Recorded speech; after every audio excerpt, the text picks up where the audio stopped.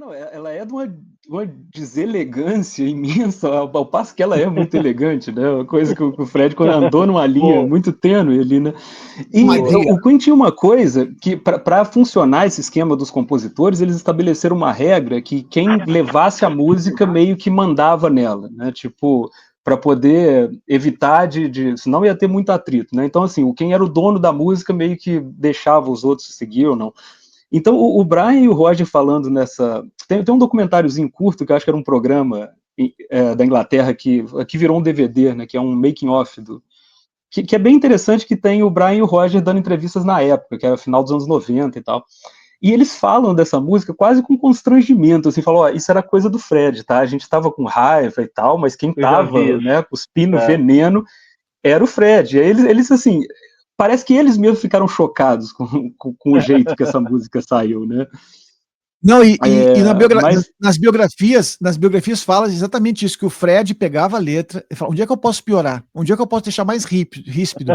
Onde é que eu posso jogar mais sangue? Tipo assim, ele realmente, sutileza zero. Com sangue nos olhos. Não, ele queria realmente, exatamente, ele queria sangue, ele queria isso, ele queria vingança.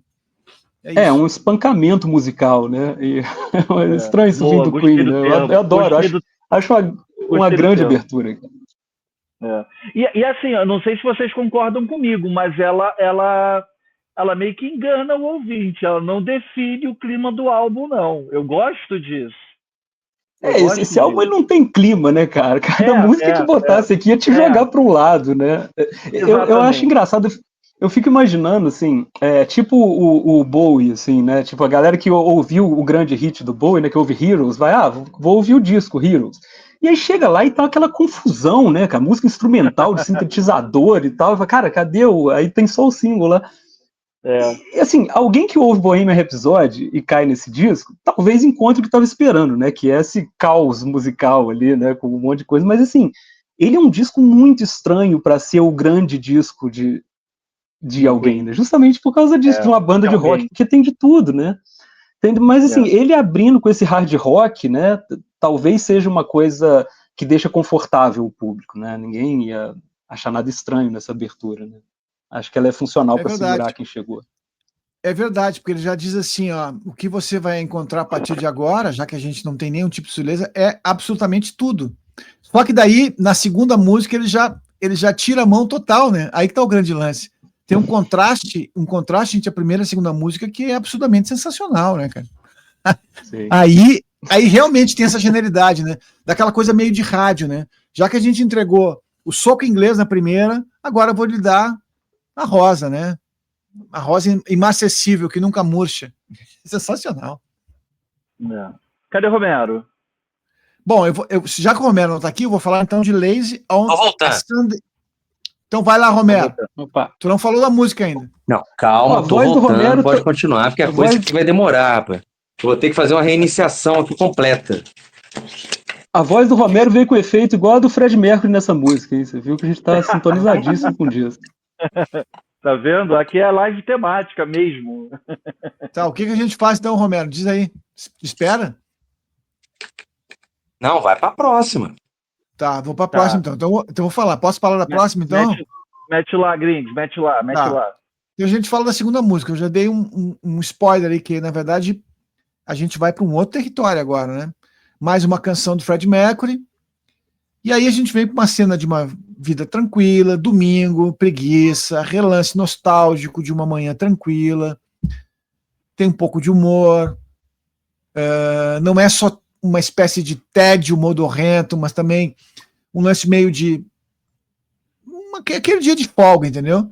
O Fred faz experimentações nas vozes de estúdio, brinca com harmonias, imita sons, dando aquele ar de brincadeira meio sofisticada, que é uma coisa que ele sabia fazer muito bem. A voz foi gravada com excessos de médios, uma coisa meio que dá aquela sensação de disco antigo, que eu acho bacana também. Que às vezes eu acho que alguns discos nessa tentativa erram, né? Mas aqui tá muito ajustado, muito certo. Interpretação satírica, vaudevilliana, que eu acho muito bacana, tem essa coisa meio realmente circense, assim, que é bacana. E tem um pouco de Cole Porter também, ou seja, tem um clima jazzy, né? Com ecos de Beatles. Cara, essa é uma música que me lembra muito Beatles. Ou seja, é um outro clima. Com a gente falou de algo mais especificamente, né? Exatamente. Perfeito, Sal. Exatamente. Mas a gente fala em Beatles, mas fala uma música macartniana total, né? Que é esse som. Cara, isso. E aí eu digo o seguinte: alguém que ouviu esse disco e só chegou na segunda faixa, a conclusão é a seguinte: esse disco pode entregar qualquer coisa. Porque ele entrega. Sim. A onda do Soundforge, ela estoura, ela vai no overload, depois ela dá uma maciada total, né? A gente vai para um outro território. Então, assim, e aí, muito bacana o que o Rafa falou. Ele disse o seguinte: o disco do Queen te prepara e te mal acostuma, né? Porque tu pode tudo. E tá muito claro nessas duas faixas. A gente pode avançar por muitos territórios, porque é muita oscilação, é muita diferença entre uma faixa e outra. E isso, para ser combinado e para ser de alguma forma com uma espécie de com intervalos curtos, realmente é uma ousadia e não é muito fácil fazer. Parabéns aos envolvidos, porque funciona. Essa coisa da voz nessa música aí que o Grings falou é um exemplo do quanto de criatividade que a galera colocava no estúdio nessa época, né? Porque para fazer esse efeito de voz aí, o Fred cantou no microfone que estava indo para a mesa, de lá tiraram um fone de ouvido, botaram dentro de um balde de lata e botaram um outro microfone para captar o som do headphone dentro do balde de lata. Por isso que ele tá com essa... Agora, pô, olha como essa galera tava se divertindo. Tu vê o seguinte, Rafa, te interrompendo, desculpe, mas é o seguinte, que esse efeito, hoje tu consegue num plugin com um aperto de mão, de dedo numa tecla XYZ ali. Então, tipo assim, olha só o lance orgânico disso tudo para chegar nesse som. Cara, isso... E eu sempre digo, muitas vezes esse tipo de efeito ele é tentado e é emulado e não chega com a perfeição que essa música nos traz. E aí, essa tua narrativa agora, que eu não lembrava, ou não tinha lido, não sabia, é perfeita. Ou seja, totalmente orgânico para chegar naquele efeito que a gente ouve e diz, pô, realmente parece um rádio de pilha nos anos 30 ou 40, né? Que é a sensação que a música nos passa. É aquela coisa, aquele som de megafone, né? Que essa música tem aquela coisa meio da apresentação popular, né? Vaudeville. Vaudeville total. Perfeito. Romero, vocês estão tocando, gente. Eu tô... Romero. Não, agora acho que... Não, agora a minha internet vai ficar legal, porque eu mudei de cômodo, né? Saí de onde estava mais distante do Wi-Fi, mas no outro lá sempre funcionou. Então, isso é que eu acho legal. O Lazy on a Sunday Afternoon já muda totalmente o clima do disco. Né? Se você estava uma coisa mais amargurada, mais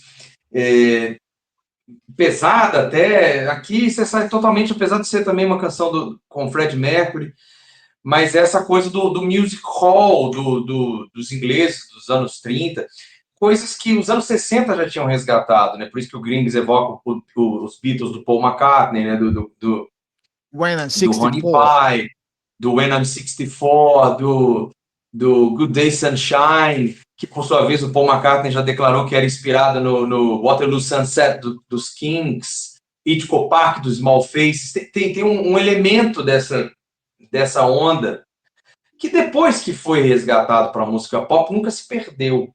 Porque é interessante também a gente lembrar que nesse momento, hoje quando a gente olha para os anos 30 é muito velho.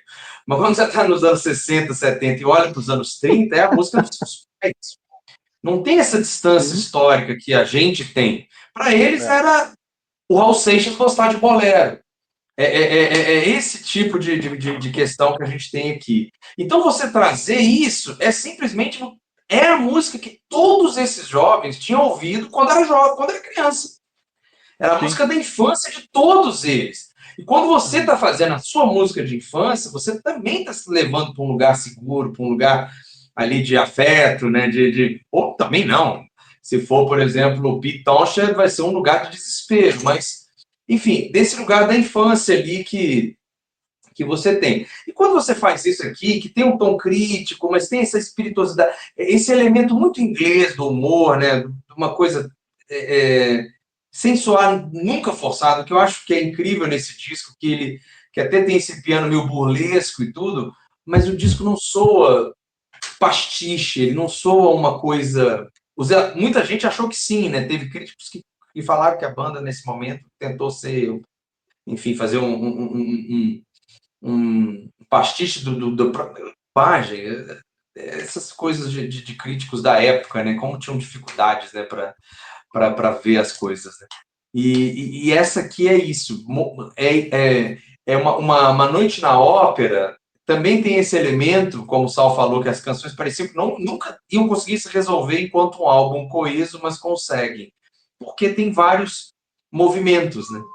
Essa Como ópera eu vejo. fictícia.